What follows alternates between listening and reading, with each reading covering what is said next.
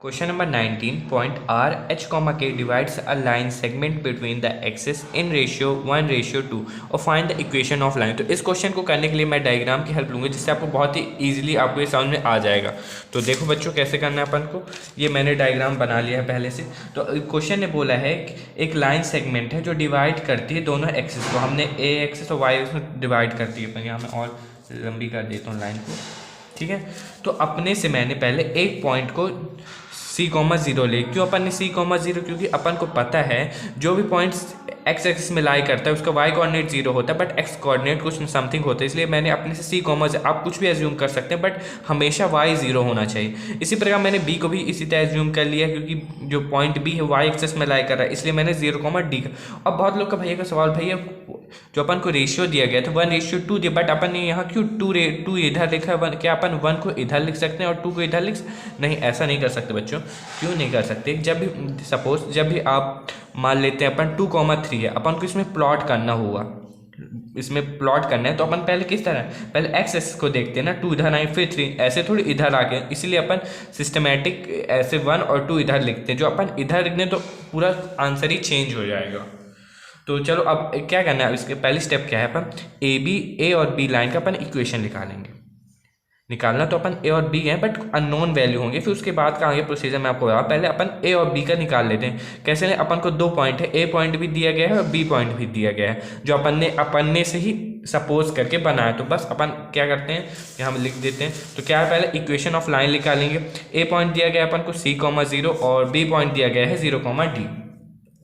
तो 2 point form क्या होता है, y minus y1 equals to y2 minus y1 upon x2 minus x1 into x minus x1। यही होता है बच्चों अपना वो 2 पॉइंट फॉर्म। अब ये हो जाएगा अपन का x1 y1, ये हो जाएगा अपन का x2 y2 हो जाएगा। तो y1 कितना है अपन का 0, y2 कितना है अपन का D, y1 कितना है 0, x2 कितना है अपन का 0 और वहीं C, ये x1 कितना है अपन का C, ठीक है। तो ये हो जाएगा y equals to minus D by C x minus C. ये अपन ने ये मान लिया। अब अपन को d और c की वैल्यू तो अपन को पता नहीं है, अननोन है। तो अब इसके आगे की चीज़ क्या करनी है जिससे अपन को d और c की वैल्यू मिल जाए।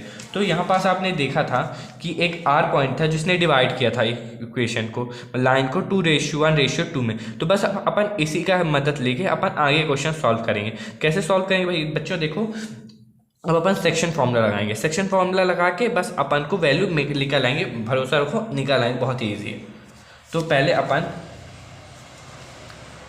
मैं यहाँ पास एक रफ डायग्राम बना रहा हूँ, मतलब एक्यूरेट नहीं, बट मैं अपने अंडरस्टैंडिंग के लिए अब बना रहा हूँ। तो अब देखिए, ये मैंने एक लाइन खींची, इसको अपन ने ए पॉइंट ले लिया, इसको अपन ने बी पॉइंट ले लिया। वही बस जो ए पॉइंट है C,0 और ये हो गया 0,D, ये जो अपन ने सपोज किया था। और यहाँ पास एक पॉइंट था R जो कि H,K था और 1:2 में इसको डिवाइड किया था। बस ठीक है, अपने अंडरस्टैंड के लिए आप इस तरह बना सकते, कोई दिक्कत नहीं है, इशू नहीं, बट किनारे में बनाइए रफ डायग्राम टाइप। तो बस अपन को अब सेक्शन फॉर्म लगा देते हैं। सेक्शन ये अपन M हो जाएगा, ये हो जाएगा अपन का N। क्या होता है सेक्शन फॉर्मूला, x को फाइंड करने के लिए होता है section formula x equals to mx2 plus nx1 upon m plus n, यही होता है फॉर्मूला, ठीक है। ये हो जाएगा अपन का x1 y1, ये हो जाएगा अपन का x और ये y, ये हो जाएगा अपन का x2 y2। तो x की जगह अपन क्या लिख सकते हैं h, m कितना है अपन का 1, x2 कितना है बच्चों, x2 है अपन का 0 2, x1 कितना है अपन का c अपॉन 1 प्लस 2। तो ये आ जाएगा h upon equals to 2c upon 3, means इधर पास कर देता हूँ मैं, तो आ जाएगा ये 3c इक्वल्स टू 2c, यानी कि 3h upon 2 equals to c। यहाँ से अपन को c की वैल्यू मिल गई है, ठीक है। अब इसी तरह अपन d की वैल्यू भी निकाल लेते हैं। d की वैल्यू निकालने के लिए अपन को क्या करना, सेक्शन फॉर्मूला क्या हो जाएगा, y equals to my2 plus ny1 upon m plus n, ठीक है। y क्या है अपन का k, m कितना है 1, y2 कितना है अपन का, y2 है y2 कितना है d, एन है अपन का 2 एंड वाई है 0, वही 1 + 2, तो आ जाएगा के इक्वल्स टू डी अपॉन 3, तो ये आ जाएगा 3k इक्वल्स टू डी। ठीक है, अब अपन को यहाँ से c की वैल्यू भी मिल गई, अपन को d की वैल्यू, अब ये जो दोनों वैल्यू मिले अपन को बस इस वाले में रख देना, अपन का इक्वेशन फाइंड हो आ जाएगा। तो क्या था फॉर्मूला, क्या था, ये अपन फर्स्ट मान लेते हैं, तो यहाँ पास लिखेंगे putting c and d value in first equation. ठीक है, ये अपन पुट करेंगे। तो क्या था फर्स्ट इक्वेशन, क्या था, y equals to -d/c into x - c। ठीक है, अब जो वैल्यू अपन रख देते हैं, y d कितना था अपन का 3k, तो ये आ जाएगा -3k, और फिर अपन का c कितना था, c था अपन का 3h/2, ये आ जाएगा 3h/2 और x, और फिर c कितना है अपन का, ये आ जाएगा 3h/2। अब सॉल्व कर लेते हैं, ये हो जाएगा y, ये ऊपर चला जाएगा, ये हो जाएगा -3k इंटू 2/3h, और ये हो जाएगा, यहाँ पर एलसीएम ले लेंगे तो ये हो जाएगा 2x - 3h इंटू 2।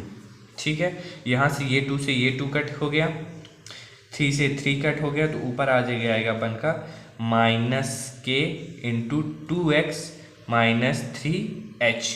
ठीक है, ये आ जाएगा, तो ये आ जाएगा y इक्वल्स टू -2xk, फिर आ जाएगा ये, यहाँ पास h भी था, यहाँ पास h भी था, सॉरी h था, तो h इधर जाएगा, तो मैं इसको नेक्स्ट पेज में करके बताता हूँ आपको। तो क्या था अपन का इक्वेशन, क्या अपन ने बना हुआ था, y equals to -k/h 2x - 3h, यही था। अब इसको अब सॉल्व कर लेते हैं, h इधर चला जाएगा तो hy, और ये अंदर इंटू हो जाएगा तो -2kx + 3hk। अब अपन इसको -x है तो उधर साइड ले आएंगे, तो ये आ जाएगा 2kx + hy equals to 3hk। यही आ गया अपन का final equation of the line AB। बस हो गया, इस तरह करना था, बहुत ही ईजी था।